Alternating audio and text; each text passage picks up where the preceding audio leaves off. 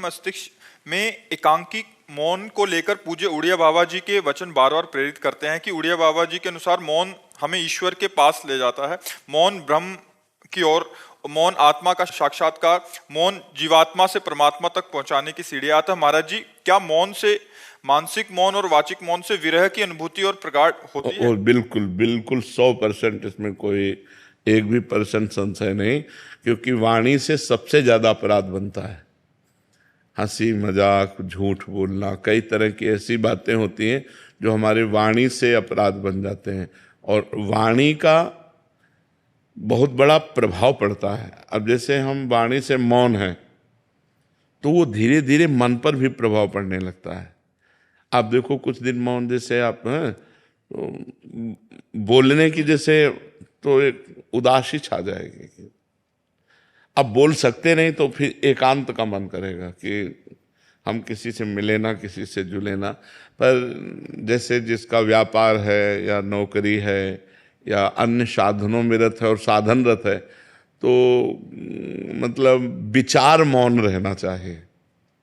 विचार मौन ज्यादा उत्तम है। विचार मौन का मतलब है, जैसे आप हमसे कोई बात पूछ रहे हैं, अब हम बार बार अब पूरी मनोशक्ति लग रही हो, आप समझ नहीं पा रहे, हम समझाना चाह रहे, तो हमारे अंदर चिड़चिड़ापन आ जाएगा। अगर अत्यंत आवश्यक है तो हम बोल देते हैं, और अत्यंत आवश्यक नहीं है तो हम उत्तर नहीं देते। इसे विचार मौन कहते हैं। जो बोलेंगे सत्य बोलेंगे, मृदु बोलेंगे, हितकर बोलेंगे, नहीं तो मौन रहेंगे।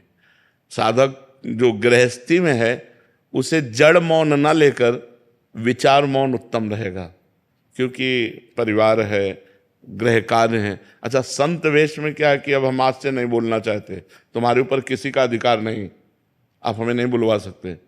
लेकिन गृहस्थी में बहुत सी ऐसी बातें हैं जिनमें आपको बोलना ही पड़ेगा, तो उसमें विचार मौन ज्यादा उत्तम है, जड़ मौन ठीक नहीं है। तो विचार मौन के द्वारा भी वही गति प्राप्ति की जा सकती है।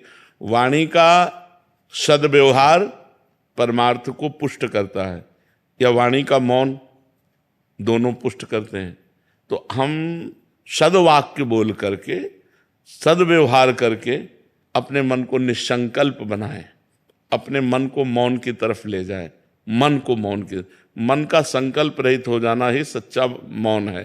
तो इसके लिए वाणी का मौन सहयोगी है, पक्का सहयोगी, क्योंकि अपने लोगों ने इसका आश्रय लिया है, इसका सहारा लिया है, आज भी है। शाम टाइम हमको, इस समय तो हमारा ये सेवा रहती है, इसके बाद फिर हम कोशिश करते हैं कि हमें मौन ही रहना पड़े। इशारे से बात कर ली, जैसे कोई बात है कि आप अगर बहुत बोलना हुआ तो 2 शब्दों में बोल दिया, यानी शांत अपने सुमिरन चिंतन में। तो ऐसा है, व्यवहाररत उपासक को विचार मौन रहना चाहिए। हाँ, सबको चाहिए। हम व्यर्थ में क्यों बोलें, हम क्यों गाली गुप्ता करें, अपनी जवानगंदी करें, झूठ बोलें, व्यर्थ में क्यों बोलें। बहुत गंभीर रहना चाहिए, शांत रहना चाहिए। उसकी बात सुनी, अगर बोलने लायक है तो उत्तर दिया, नहीं तो मौन है, हमें क्या मतलब, चल दिया। अगर मान लो आपसे कोई पूछ रहा है, आपसे ही डायरेक्ट पूछ रहा है, कोई बात पूछ रहा है, आपको लग रहा है उत्तर देना ठीक नहीं, नजर नीचे की, चल दिया। वो आदमी जो समझे, पागल समझे, अभिमानी समझे, जो समझे वो समझा करे। आप तो प्रपंच रहित हैं, और जो साधक है वो समझ जाएगा, बड़ा प्रवीण साधक है, अपने आप को कैसे बचाता है, देखो मौन होकर बचा लिया। शांत बिल्कुल बहुत जरूरी है।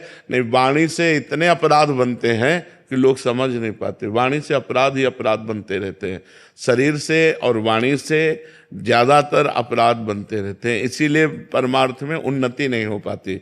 अगर शरीर और वाणी निष्पाप हो जाए तो मन बहुत जल्दी भगवान में लग जाए। इसीलिए देखो, संतों को देखो, बड़ा पवित्र स्नान, कपड़ा लत्ता सब पवित्रता से रहना, कि हमारा शरीर निष्पाप हो जाए, हमारी वाणी निष्पाप हो जाए, तो मन भगवान में लग जाए। मन का तन और वाणी से बड़ा संयोग है।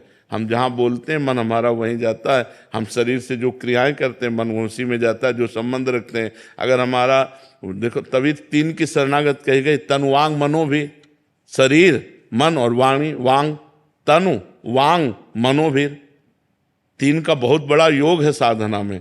तो हम शरीर को पवित्र रखें, वाणी को कम बोलने का अभ्यास रखें, दूसरे को ज़्यादा बोलने दें, अपने बहुत सोच समझ के उत्तर दें और भगवान का नाम स्मरण करें।